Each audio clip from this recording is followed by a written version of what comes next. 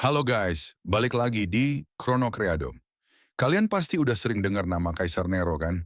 Kalau dengar namanya, yang kepikiran apa? Bakar Roma? Yes, itu legend banget. Tapi tahu nggak sih, di balik insiden kebakaran itu, ada kisah super kelam yang melibatkan sekelompok orang yang saat itu lagi naik daun banget. Ya umat Kristen. Jadi gini, Nero ini naik tahta pas masih muda banget, umur 17 tahun. Awalnya sih pemerintahannya lumayan oke, dibantu sama ibunya yang ambisius dan guru filsufnya, Seneca.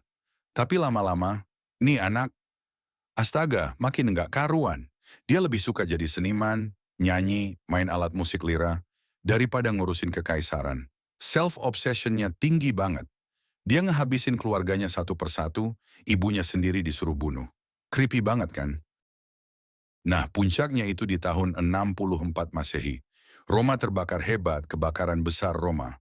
Konon, hampir 75% kota itu ludes. Kebakaran berlangsung berhari-hari. Bayangin, chaos banget. Rakyat panik, marah, dan mulai curiga.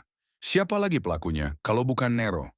Rumor bilang Nero sengaja bakar Roma karena dia pengen bikin kota baru yang lebih megah, termasuk istana emasnya, Domus Aurea. Yang makin bikin kesel, ada cerita dia malah asik main lira sambil liatin Roma kebakar. Katanya lagi menggubah lagu tentang kehancuran Troya. Gila apa enggak tuh?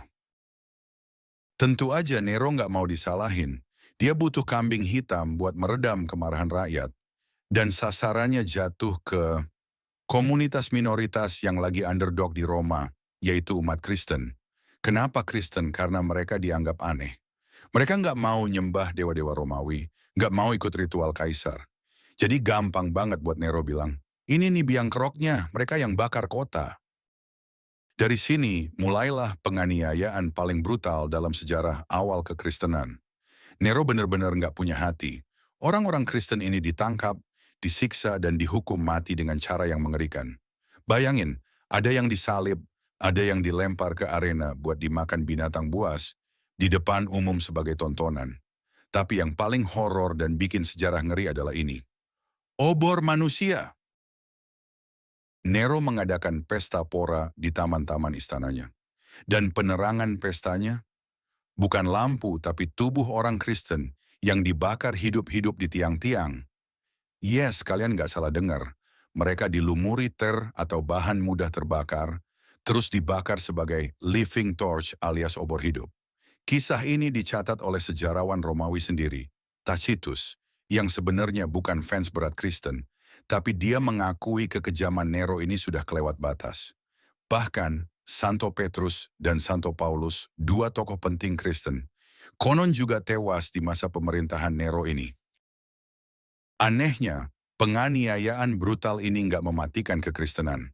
Malah, seperti yang dibilang penulis Kristen Tertullianus, darah para martir adalah benih gereja. Semakin dianiaya, kekristenan malah semakin menyebar.